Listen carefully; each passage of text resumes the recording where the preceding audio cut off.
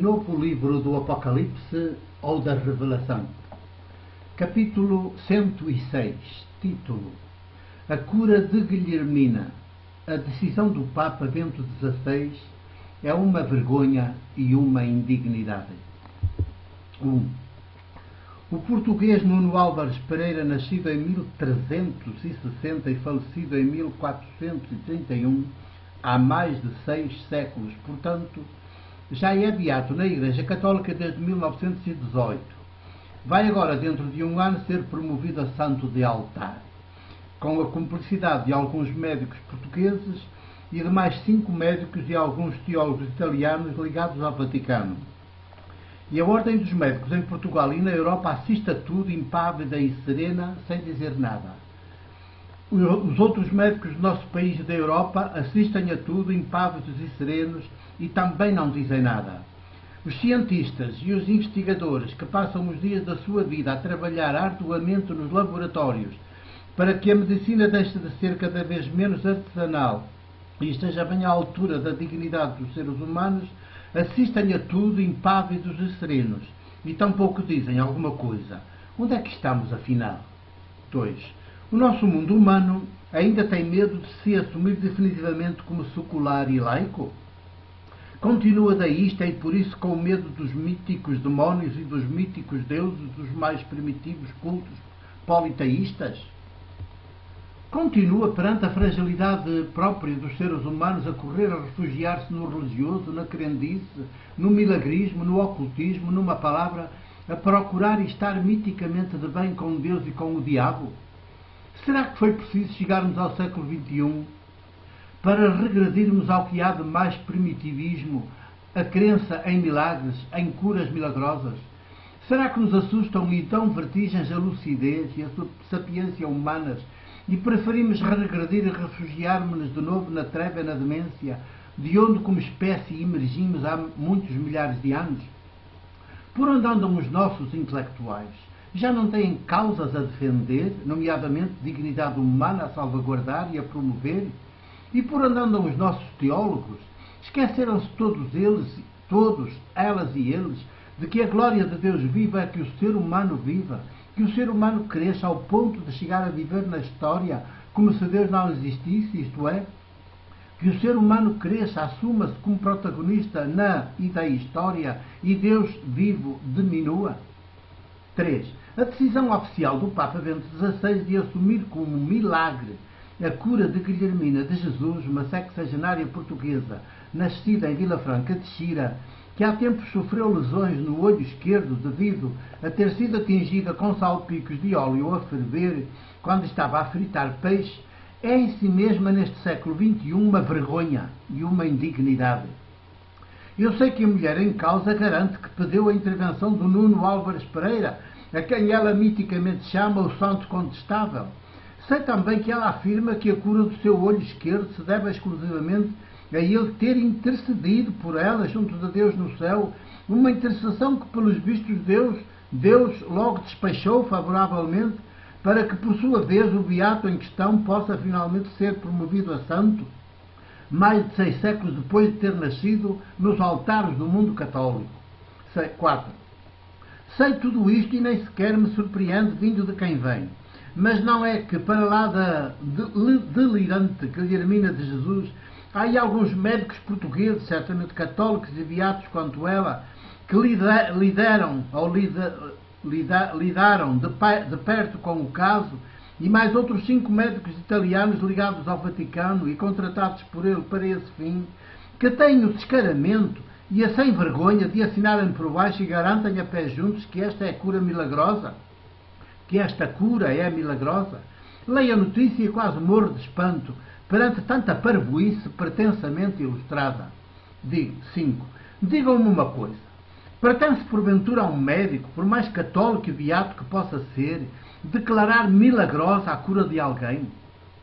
Então a intervenção dos médicos, o esforço deles, a dedicação deles, o recurso a fármacos da especialidade não valem nada de nada?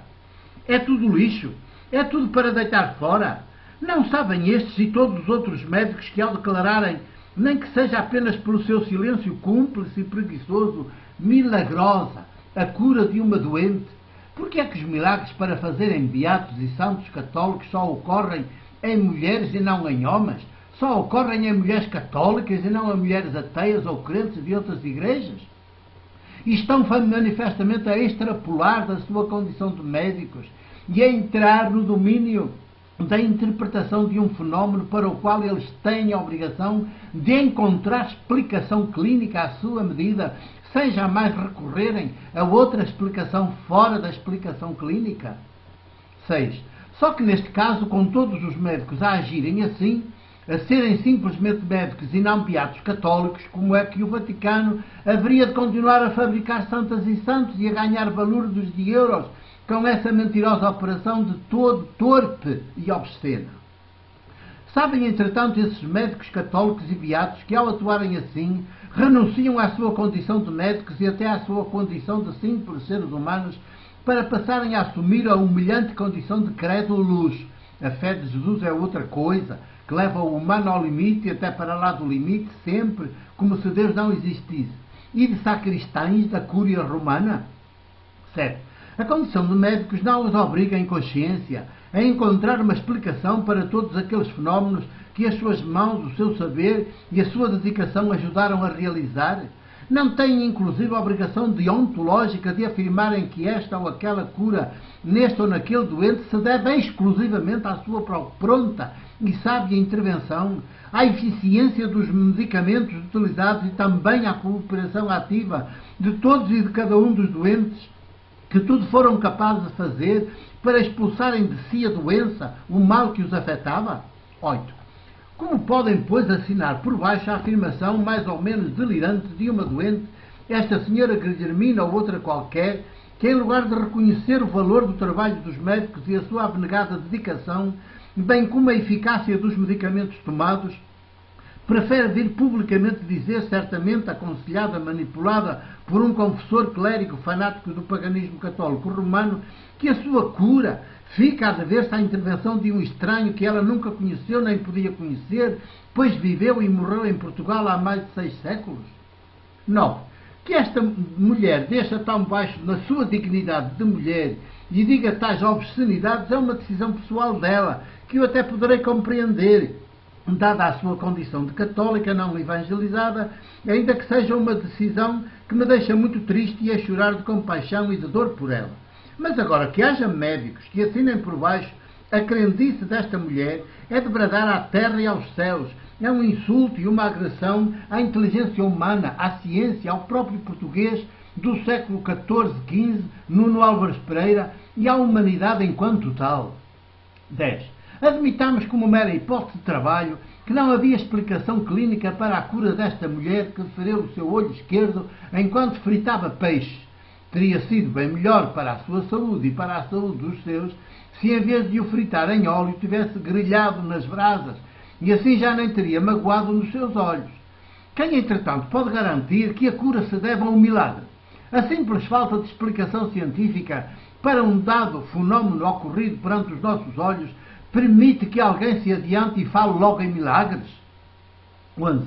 Então nem o facto de milhentas vezes repetido no passado de a humanidade ter explicado múltiplos fenómenos como milagres, que depois ela própria veio a descobrir uma explicação científica para eles, não deve pôr-nos hoje em sentido e humildemente dizermos por agora não temos uma explicação científica para este fenómeno, mas continuemos a investigar e a desenvolver o nosso conhecimento científico até conseguirmos chegar a ter essa explicação?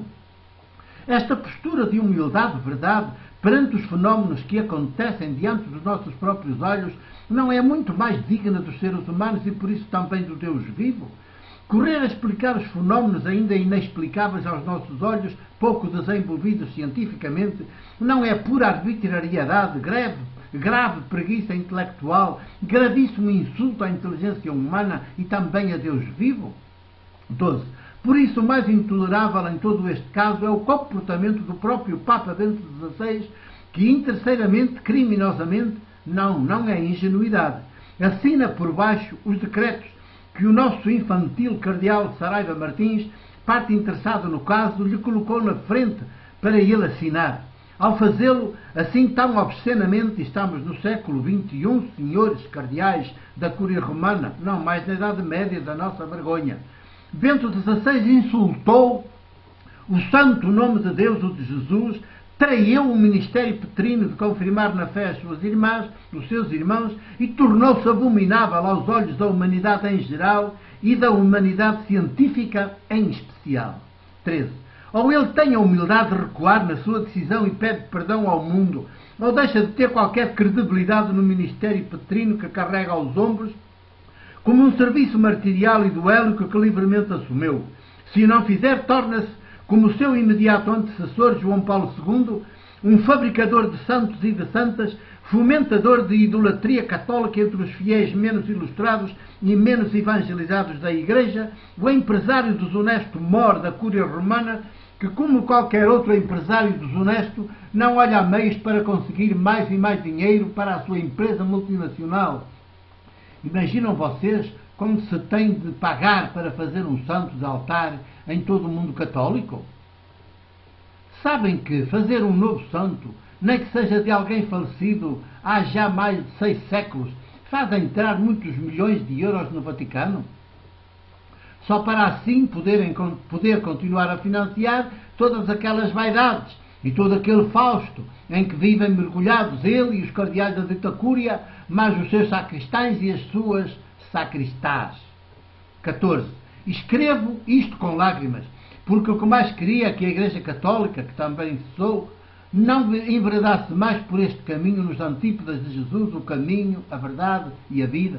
O que mais me dói é saber que a Cúria Romana não avança por aqui por ignorância. É quanto mais, porque ela sabe bem que o caminho não é por aí, mas teima em avançar por aí. Arrasta com ela muitos milhões de pessoas para a idolatria religiosa católica, para a desumanização, para o abismo. 15.